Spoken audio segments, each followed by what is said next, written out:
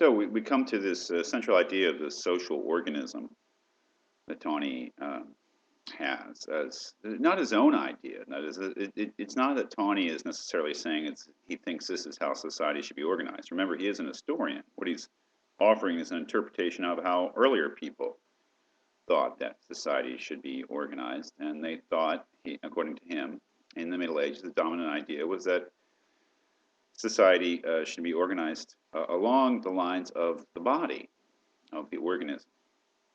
So you might say that the thing to keep in mind about this idea of human social organization is that it's functional. Functional. That is, human beings are sort of thought of as dominantly as performing some sort of function, making some sort of contribution to society first and foremost, and that this is their defining characteristic. It's not that there weren't individuals in medieval society and they weren't recognized as individuals, but you might say that the society was not individualistic. And you may describe, if you wish, fairly describe, I don't know if it's true, our own society as being individualistic. So Tawney is saying that in the social thought of the Middle Ages, that individuals were not as important as the functions that they performed for society, and those functions were performed according to the class that they belonged to, the social class that they belonged to. So this is at once a functional view of society and a class view of society. The notion that human beings, as they organize themselves politically and economically and all sorts of other ways, do so most profitably if they are members of classes. So let's take a look at this. So the idea begins to be introduced around page 22, 23. He mentions on page 22 in the second paragraph the analogy by which society is described. An analogy at once fundamental and commonplace is the same, invoked in every economic crisis to rebuke extortion and dissension with a high degree of social solidarity. It was not finally discarded till the rise of a theoretical individualism in England in the 17th century, thinkers like Hobbes and Locke and others.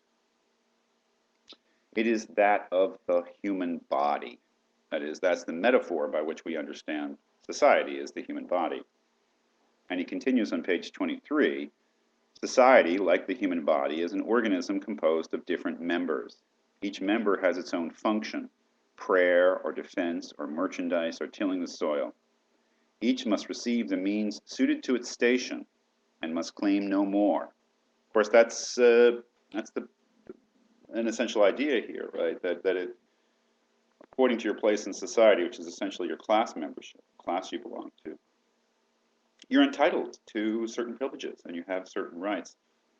You have a certain claim over the resources of all sorts of the society, but you have your claim and no more. But there's a limit. Within classes, there must be equality. If one takes into his hand the living of two, his neighbor will go short. This notion that there has to be some sort of sharing and solidarity. Between classes, there must be inequality, for otherwise a class cannot perform its function, or, a strange thought to us, enjoy its rights.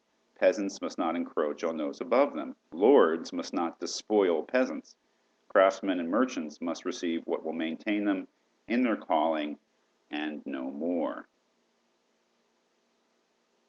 So we can see the kinds of classes. This is not a class in history, but we can see the kind of classes that he's thinking about in terms of the function he describes. Each member has its own function, prayer or defense or merchandise or tilling the soil. Prayer, of course, is a religious society, so the clergy, you know, that is a very, very important part of medieval society, and they have their function, prayer, the shepherding of souls, the ones who intervene with God and who guide the people in their individual paths towards salvation. That's a social function. Prayer or defense, and that's the traditional function of the aristocrats. No matter what they became, originally the idea was that their function was one of protection, that they were the leaders in war. merchandise, which leaves open the idea that that business has a certain function, or tilling the soil, which is, of course, the job of the peasantry, work with their hands and provide food. So we get an idea of what sort of society it is, but the major idea there is that society should be thought of in a functional way, and that each individual in some way or another uh, performs a certain function and makes a certain contribution.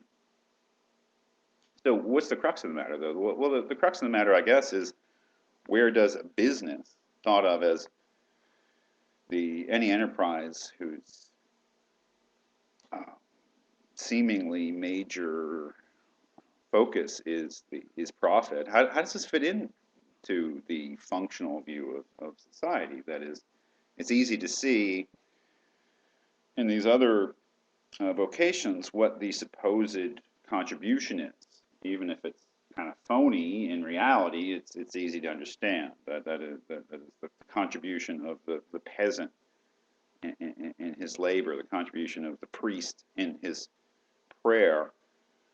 But what is the contribution of the business person? That's the crux of the matter, and that's why he says, again, towards the bottom of page 23, he says, for in spite of the ingenuity of theorists, finance and trade, the essence of which seem to be not service, but a mere appetitus deficiarum infinitus, an infinite appetite for riches, were not easily interpreted in terms of social function. That is, where does the merchant, the trader, fit in? If you're a shoemaker, you happen to make money, that's how you make your living, but you also provide shoes. If you're a plumber or a postal worker, they had postal workers back then, but the laborer, you make something or you work towards something, but if your job is to make money, that's what you do, to increase your capital, it's not clear exactly what contribution you're making. And despite the ingenuity of theorists, finance and trade couldn't, it wasn't clear what contribution. So what this leads to is discussion of the problematic place of business within such a society, and the ethical questionableness of any business activity. And we get to this idea that business is suspect, that the trade of making money is perilous to the soul.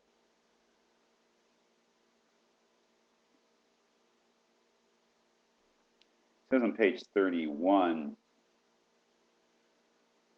about medieval writers, their fundamental assumptions, both of which were to leave a deep imprint on the social thought of the 16th and 17th century, were two: that economic interests are subordinate to the real business of life, which is salvation, and that economic conduct is one aspect of personal conduct, and that is, of course, will be a continuing matter of controversy, of course. That is, whether economic conduct and personal conduct can be or should be separate. That economic conduct is one aspect of personal conduct is to say that you can't separate. There's no such thing as business ethics in the sense of being separate from personal ethics, that the business ethics is simply an expression in one field of personal ethics.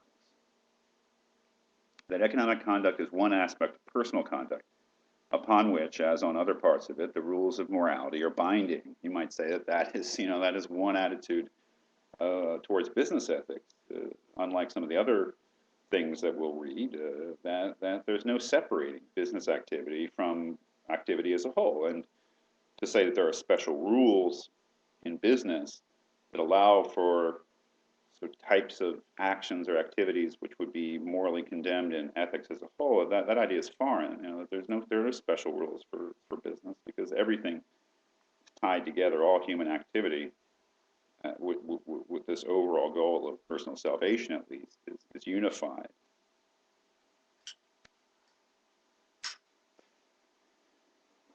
So he continues, material riches are necessary. They have a secondary importance, since without them men cannot support themselves and help one another. The wise ruler, as St. Thomas said, is a very influential thinker of the Middle Ages, Thomas Aquinas, will consider in founding a state the natural resources of the country, but economic motives are suspect. Because they are powerful appetites, men fear them, but they are not mean enough to applaud them. That is, that's a reference there really to the invisible hand, or maybe the sort of ogre idea of the invisible hand, that we applaud self-interest because it's good for society, because it, or for some reason or another.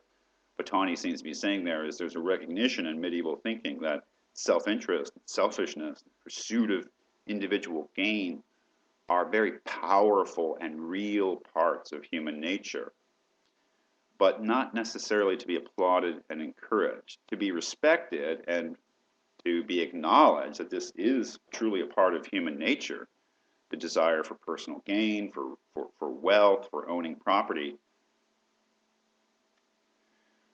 But it had to be acknowledged and perhaps to some degree accepted, but not simply sort of let loose and completely allowed completely to be unrestrained. What, like other strong passions, he continues, what they need, it is thought, is not a clear field, but repression. There is no place in medieval theory for economic activity which is not related to a moral end. To found a science of society upon the assumption that the appetite for economic gain is a constant and measurable force to be accepted like other natural forces, which might have been what Smith was arguing, that we assume self-interested activity on the part of economic actors as just kind of a fundamental law and we can't do anything about. To be accepted like other natural forces as an inevitable and self-evident datum, something that's just given and needs to be accepted, would have appeared to the medieval thinker as hardly less irrational or less immoral than to make the premise of social philosophy the unrestrained operation of such necessary human attributes as pugnacity or the sexual instinct. The outer is ordained for the sake of the inner. Economic goods are instrumental. Medieval thought was pretty advanced. I mean, pretty sophisticated and complex, and it had gotten into many, many areas of human life. And he makes a reference there to sexual instinct. If you look at the moralists of the Middle Ages, many of them, Thomas Aquinas, I can tell you from personal reading of him, is that sexual instincts and sex are not bad. They're accepted as part of human nature, but they need to be ordained to an end, to be made, I don't know, the proper expression of them needs to be limited to a moral end. And so if we think of the desire for economic gain or profit as another part of human nature, it's accepted that that is part of human nature, but it needs to be guided and restrained. It cannot simply be let loose, and it's certainly not the foundation of society. To say that economic gain and self-interest and selfishness foundation of society, to the medieval mind, would have been about as silly as saying that sexual instinct should be the basis of society in terms of what is just simply accepted as something that should be allowed expression in an unrestrained way. No, the medievals thought there should be allowed expression in a restrained way. That is, as long as it is, again, ordained to a moral end, then it's fine. But if it's let loose without any kind of restrictions, then it becomes vice, then it becomes sin. So in the medieval world, business is inherently ethically suspect, right? It continues on page 32. It is right for a man to seek such wealth as is necessary for a livelihood in his station. To seek more is not enterprise, but avarice, greed. And avarice is a deadly sin. Trade is legitimate. The different resources of different countries show that it was intended by providence, but it is a dangerous business. So what we get from Tawney is a certain view of the place of business within society, but it's problematic.